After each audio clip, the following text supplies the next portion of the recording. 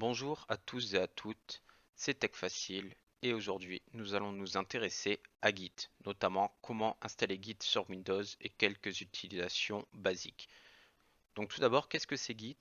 Git, c'est un logiciel qui va nous permettre de pouvoir faire de la gestion de versions sur des projets, des programmes informatiques. On pourra même voir par la suite qu'on va pouvoir envoyer ça dans du cloud, notamment sur GitHub. Donc qu'est-ce que nous allons voir dans cette vidéo? Dans un premier temps, nous allons voir l'installation qui est assez facile. Nous allons ensuite comprendre les commandes de base, comment les utiliser. Et enfin, nous ferons un petit cas pratique afin de mettre en application tout cela.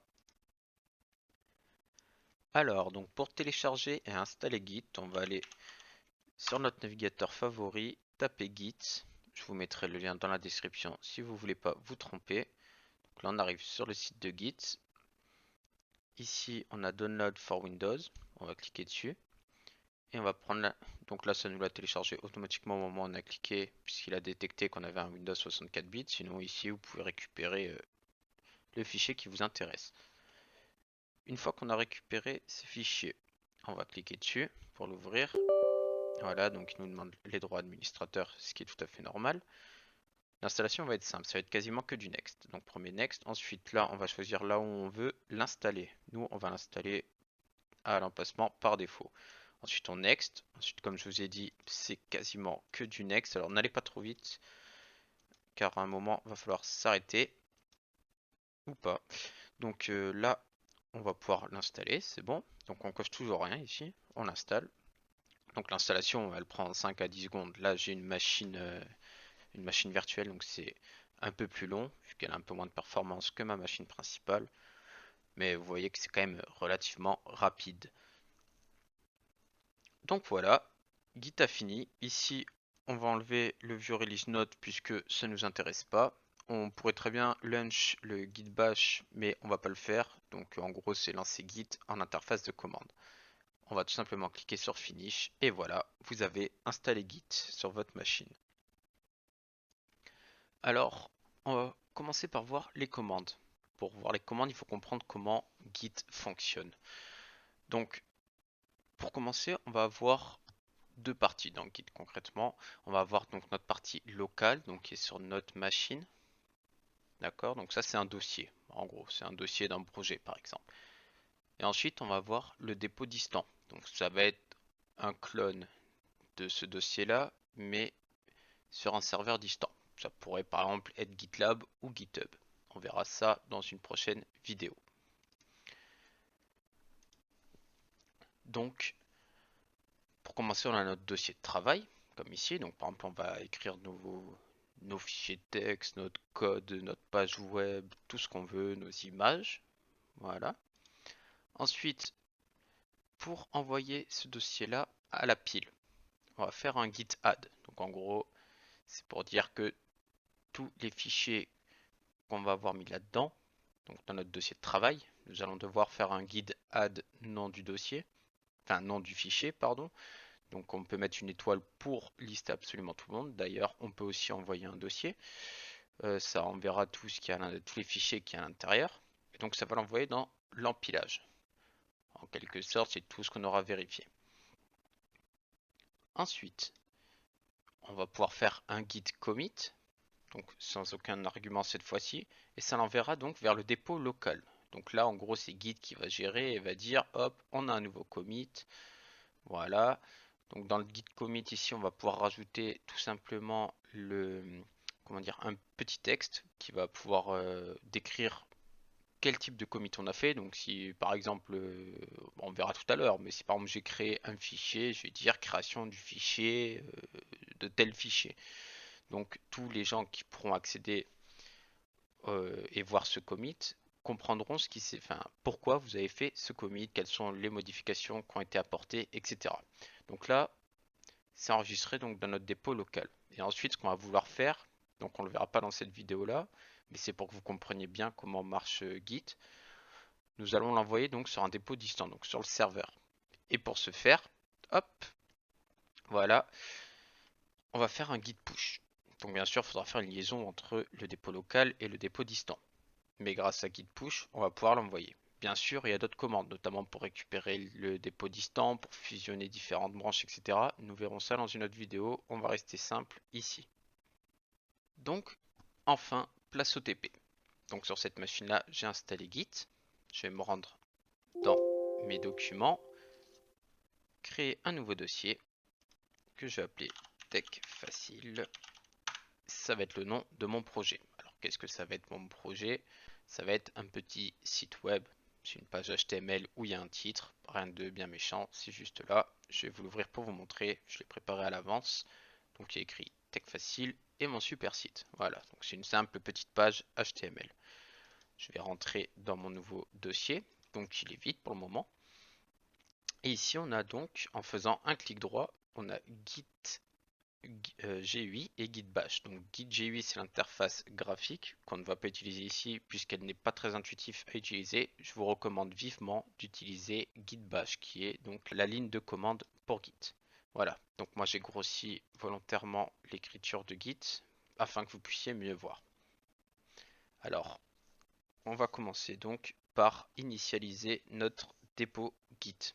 Donc en gros, on va dire à Git que TechFacile qui est ici, c'est notre projet. Donc tout d'abord, si je tape pwd, rien à voir avec Git, ça c'est une commande Linux, on va pouvoir voir qu'on se trouve donc dans le C user TechFacile document et dans le dossier TechFacile. C'est exactement ce dossier-là qu'on veut initialiser pour Git.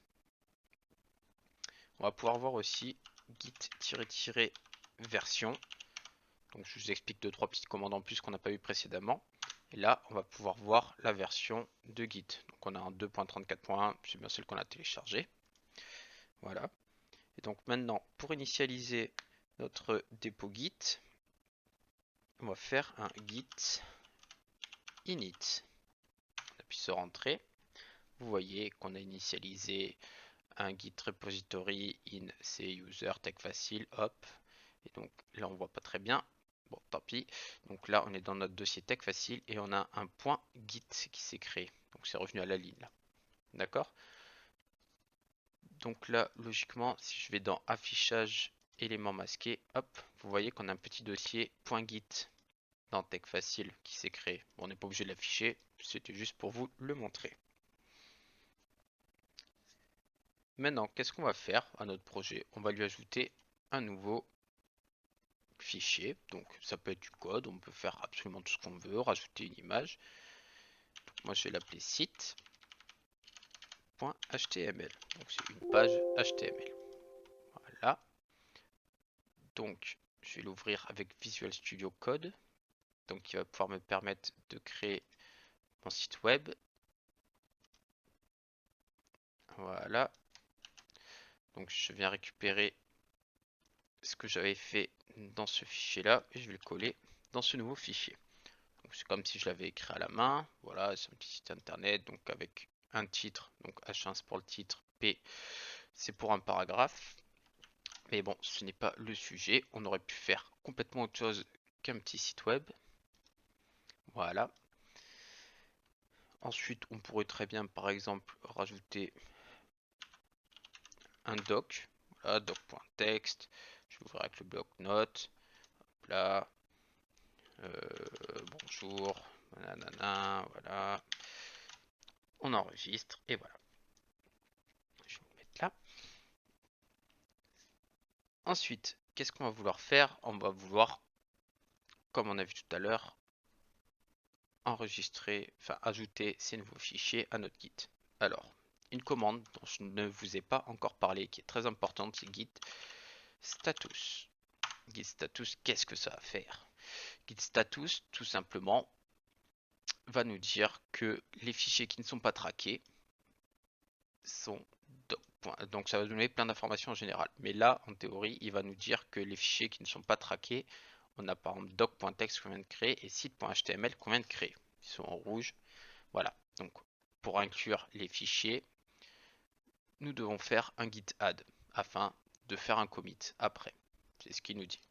Donc c'est très précis. Use git add pour pouvoir les ajouter au traquage. Donc on va faire un git add. Donc on va commencer par doc.text. Voilà. Et là donc maintenant si je refais un git status, hop, on peut voir qu'il reste encore site.html qu'il faut envoyer. Donc git add. Cette fois-ci je vais mettre une étoile pour dire qu'il faut envoyer absolument tous les fichiers. Voilà. Donc si je refais un git status, on peut voir donc qu'on a deux nouveaux dossiers qui sont doc.text et site.html. D'accord? Donc on va pouvoir les enlever grâce à un git rm cache, les noms des fichiers. On a toujours plein d'informations. C'est assez intuitif. Il suffit juste de retenir git status. Après, toutes les commandes sont dites. Ensuite, on va vouloir commit. Donc git commit-m. Donc "-m", à quoi ça va nous servir? Tout simplement à rajouter un commentaire. Alors c'est indispensable, si vous ne le faites pas, ça va vous ouvrir un, un fichier dans lequel vous allez devoir écrire ce que vous avez fait. Donc je vous conseille vraiment de faire un "-m", et entre guillemets on va écrire mon premier commit. Donc là, théoriquement, il aurait fallu que j'écrive que j'avais créé un fichier site.html qui allait servir à ça, et un fichier doc qui allait par exemple être la documentation du site que j'ai créé. Voilà, on appuie sur entrée. Donc là, qu'est-ce qui s'est passé? Git a râlé puisque je n'ai pas configuré mon adresse email et mon nom. Donc on va le faire tout de suite. Git config -global, voilà, user.email, et donc là je vais rentrer mon adresse email. Donc on va mettre techfacile@gmail.com. Voilà. Et maintenant, je vais faire la même chose, sauf que au lieu de mettre user email, je vais mettre user name. Et donc, moi, je m'appelle techfacile. Bon, j'aurais pu mettre une majuscule, tant pis. Voilà.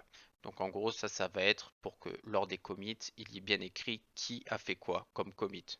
Donc là, il y aura écrit techfacile à rajouter doc.text et site.html. Ça permet à tout le monde de s'y retrouver. Donc, cette fois-ci, je refais mon git commit-m. Hop. Et voilà. Donc on peut voir que mon premier commit a été fait, qu'il y a deux fichiers qui ont été changés et qu'il y a eu 12 insertions. Donc c'est les nouvelles lignes, les 12 insertions. Et voilà, donc nous avons fini ce petit TP sur Git. Nous avons même fini toute la vidéo. Donc pour résumer, on a pu voir un peu les bases de Git, donc comment l'installer, comment créer un dépôt local, comment faire des commits, faire des adds. Voilà. On a vu aussi comment s'enregistrer rapidement, on a vu les commandes basiques du style git status qui sont vraiment très utiles. S'il y en a bien une à retenir, c'est bien elle. Donc si vous voulez plus d'informations sur Git en général, n'hésitez pas à me le faire savoir en commentaire. Alors je compte bien sûr faire d'autres vidéos sur Git, donc je les mettrai dans une petite playlist. Elle sera relativement complète à terme afin de vraiment utiliser Git dans son ensemble, notamment utiliser GitHub donc pour pouvoir envoyer ce qu'on vient de faire dans cette vidéo là sur un serveur distant. Alors GitHub c'est gratuit, je tiens à vous le préciser. Et je vous remercie, c'était Tech Facile et on se revoit bientôt dans une prochaine vidéo.